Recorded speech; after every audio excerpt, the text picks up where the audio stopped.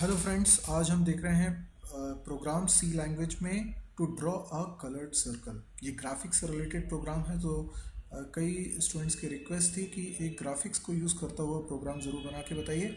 तो इसी सिलसिले में आज हम स्टार्ट करते हैं। पहले कुछ बेसिक बातें हम ग्राफिक्स के लिए पढ़ लेते हैं। टेक्स्ट मोड क्या होता है? जैसे हम कोई प्रोग्राम बनाते हैं, फॉर एग्जांपल मैं यहाँ पर एक प्रोग्राम बनाता हूँ जो simply main clr scr then printf hello, right. ये एक कन्वेंशन स्टाइल में मैंने प्रोग्राम लिख दिया है। अब इसको हम रन करते हैं। देखिए, ये जो स्क्रीन है इसको अपन कंसोल भी बोलते हैं, और ये स्क्रीन में आप देखिए हेलो प्रिंट हुआ है, 5 कैरेक्टर्स प्रिंट हुए हैं, पर एक लाइन में हम इस तरीके के 80 कैरेक्टर्स प्रिंट कर सकते हैं। हर एक कैरेक्टर को प्रिंट होने के लिए एक निश्चित जगह लगती है, लेकिन चाहे कैरेक्टर छोटा हो या बड़ा हो, हर एक कैरेक्टर को इक्वल जगह की ज़रूरत पड़ती है। यानी हर एक कैरेक्टर एक रेक्टेंगुलर रीजन के अंदर है। अब ऐसे कई सारे रेक्टेंगुलर रीजन्स इस स्क्रीन पर होंगे। कितने होंगे? 80 कैरेक्टर्स एक लाइन में और 25 ऐसी लाइंस होगी। तो 80 इंटू 25 करें 2000 आएगा। तो 2000 कैरेक्टर्स एक स्क्रीन पे हम ड्रॉ कर सकते हैं। तो ये बात बहुत सिंपल है समझने के लिए कि अगर एक आउटपुट स्क्रीन है इस तरह से, और सपोज़ करिए इसके अंदर कुछ, मैं इसका कलर भी ब्लैक कर देता हूँ ताकि सेम फील आए।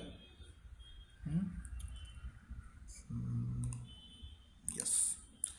अब इसके अंदर कोई कैरेक्टर एक प्रिंट होगा तो उसको कुछ जगह तो लगेगी। वो जो जगह लगेगी वो निश्चित होगी। ऐसे ही दूसरे कैरेक्टर को भी उतनी ही जगह लगेगी, तीसरे कैरेक्टर को भी उतनी ही जगह लगेगी। तो आई होप आपको मेरी बात समझ में आ रही होगी। इस तरीके से 80 रेक्टेंगुलर रीजन्स होंगे, हर एक में एक एक कैरेक्टर बन सकता है। पर अगर मैं 2 डॉट्स भी बनाऊं तो दोनों के बीच में काफ़ी गैप नज़र आएगा। मैं ऐसा क्यों कह रहा हूँ? क्योंकि अगर मुझे एक सर्कल ड्रॉ करना है, इसके अंदर कैरेक्टर नहीं ड्रॉ करना, मुझे सर्कल ड्रॉ करना है, तो स्मूथनेस तभी आएगी जब बहुत सारे डॉट्स होंगे एक सर्कल में। सर्कल कैसे ड्रॉ होगा? कई सारे डॉट्स को मिला के, लेकिन वो 2 डॉट के बीच में गैप नज़र नहीं आना चाहिए। जबकि आप देखिए इस प्रोग्राम में यदि मैं हेलो की जगह पर इसको हटा के डॉट डॉट डॉट प्रिंट कर देता हूँ, क्या होगा? 2 डॉट के बीच में काफ़ी गैप नज़र आ रहा है। ये जो गैप है इसके कारण हम स्मूथ सर्कल ड्रॉ नहीं कर सकते।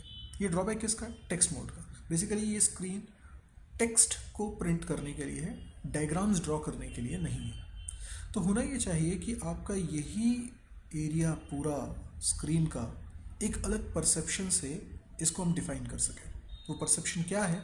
वो है ग्राफिक्स मोड। अच्छा, एक सिंपल सी बात सोचिए, ये जो रेक्टेंगुलर रीजन है जिसमें एक कैरेक्टर प्रिंट होगा, अगर ये छोटा होता तो क्या आप ये बात समझ सकते हैं कि अब इसी स्क्रीन में ज़्यादा नंबर ऑफ रेक्टेंगल्स बन सकते हैं, राइट? तो ज़्यादा कैरेक्टर्स आ जाएंगे।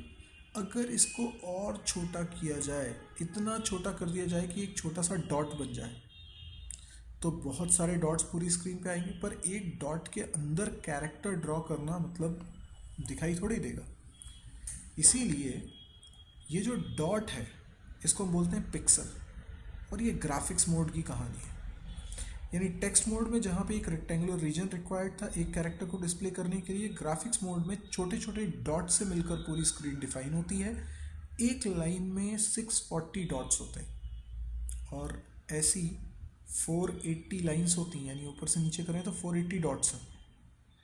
तो 640 इंटू 480 ये स्क्रीन का रेजोल्यूशन होगा।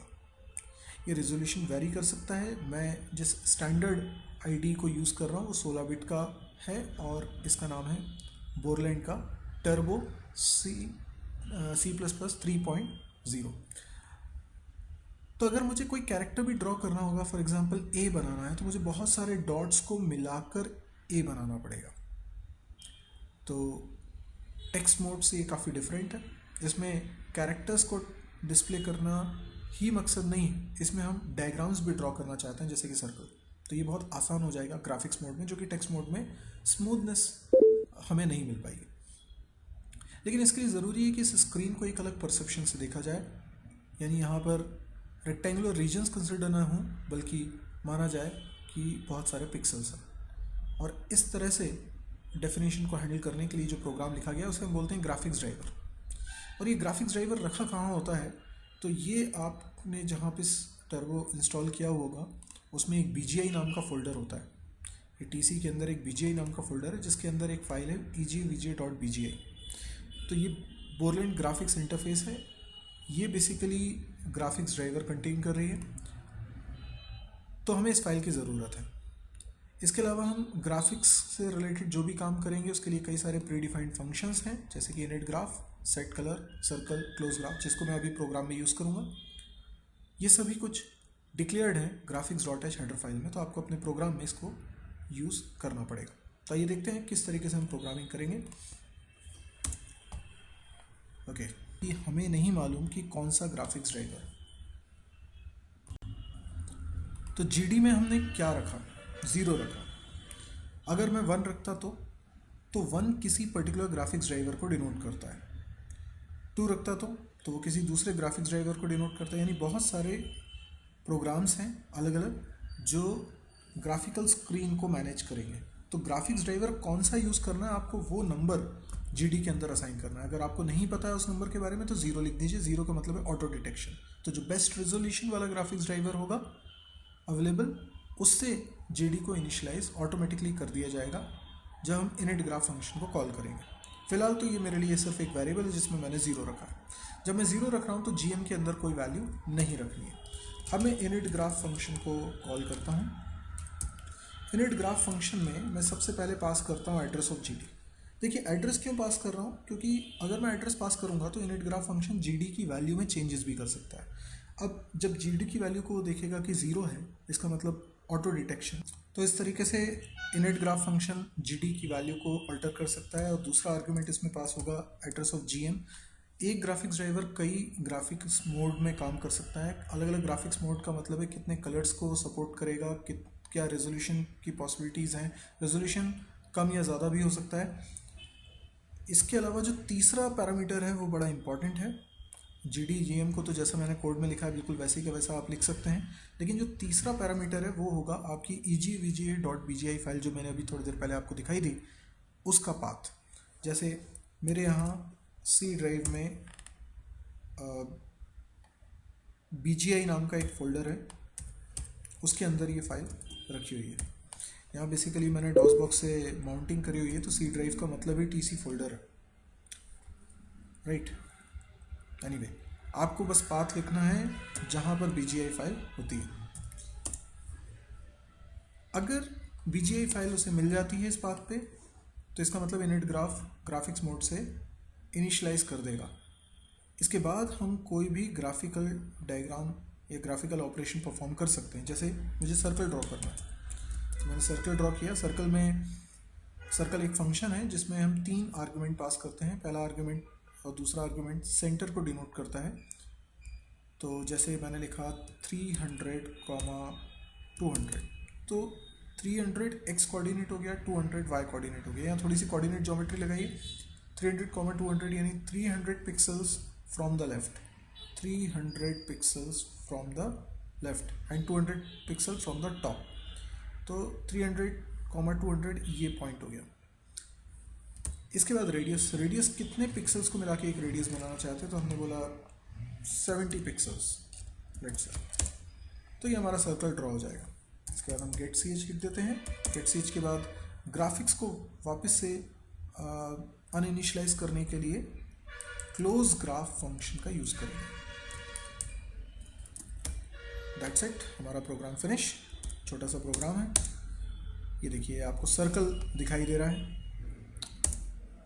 अच्छा, अगर हम चाहते हैं कि सर्कल किसी दूसरे कलर में दिखाई दे, तो इसके लिए सर्कल ड्रॉ करने के पहले आप सेट कलर फंक्शन को कॉल करिए और कलर का नंबर लिखिए। जनरली 16 कलर्स को ये सपोर्ट करता है। 16 कलर को अलग अलग नंबर से रिप्रेजेंट किया जाता है, फ्रॉम 0 to 15। तो 15 जो है वो वाइट को रिप्रेजेंट करेगा, 0 जो है वो ब्लैक को रिप्रेजेंट करेगा। मैं मिड वे में कोई नंबर ले लेता हूँ, जैसे मैंने ले लिया 4, तो ये रेड कलर में डिस्प्ले हो गया। अगर आप चाहें तो कलर्स के नाम भी लिख सकते हैं, जैसे मैंने लिखा येलो। ये मैक्रोज हैं इसलिए, और ये graphics.h में डिक्लेयर्ड है तो कैपिटल लेटर में ही लिखना ज़रूरी है। मैंने येलो लिखा, ये येलो कलर में ड्रॉ हो गया।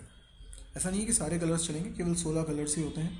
यदि आप चाहते हैं कि वो 16 कलर्स कौन से हैं वो देखें तो आपको हेल्प में जाना पड़ेगा।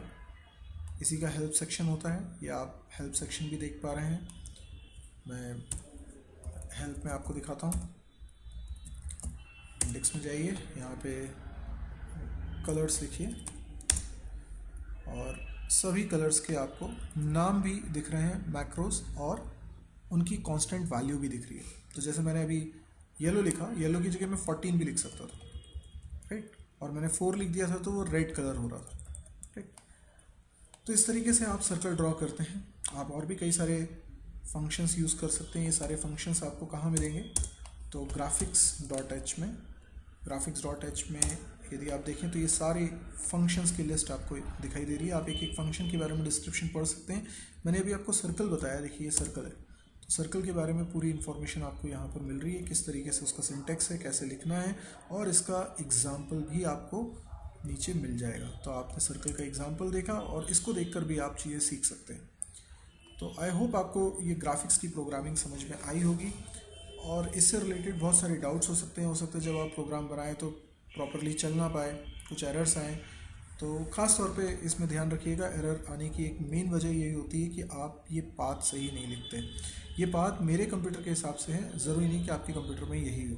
तो यदि आपको इसमें कुछ दिक्कत जाती है, BGI फाइल पहले आप देखिए कहाँ रखी हुई है, आपको उसी जगह का पाथ देना है, और आप नहीं कर पा रहे हैं इस चीज़ को, तो फिर आप मेरे को कांटेक्ट भी कर सकते हैं, या फिर इस वीडियो में कमेंट भी डाल के क्वेश्चन पूछ सकते हैं। मेरे 2 YouTube चैनल्स हैं, आप इनमें से इनको सब्सक्राइब करिए। पहला YouTube चैनल है जिसमें आपको C, जावा या प्रोग्रामिंग से रिलेटेड, कैंपस प्रिपरेशन से रिलेटेड कुछ वीडियोस मिलेंगे, जबकि दूसरा वाला YouTube चैनल है जिसमें केवल C++ के लेक्चर्स मिलेंगे। तो आप ये दोनों चैनल्स को सब्सक्राइब करिए ताकि इन नए नए वीडियोस जो मैं इसमें अपलोड कर रहा हूँ उसकी आपको जानकारी मिल सके।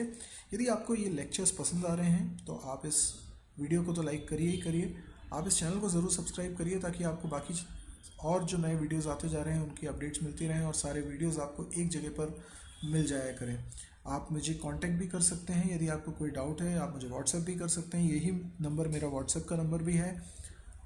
और आप चाहें तो अपने दोस्तों के साथ इस वीडियो को ज़रूर शेयर करें, आप अपने फेसबुक वॉल पे इसको पेस्ट करें यदि आपको पसंद आया। और अगर आपको कुछ इसमें कुछ दिक्कत भी लगती है, कुछ और इम्प्रूवमेंट की गुंजाइश भी लगती है, तो आप उसका सजेशन भी मेरे को दे सकते हैं। मैं उसे बहुत अप्रिशिएट करूँगा और डेफिनेटली अपने आने वाली वीडियोज़ में इनकॉर्पोरेट करने की कोशिश करूँगा। Thank you.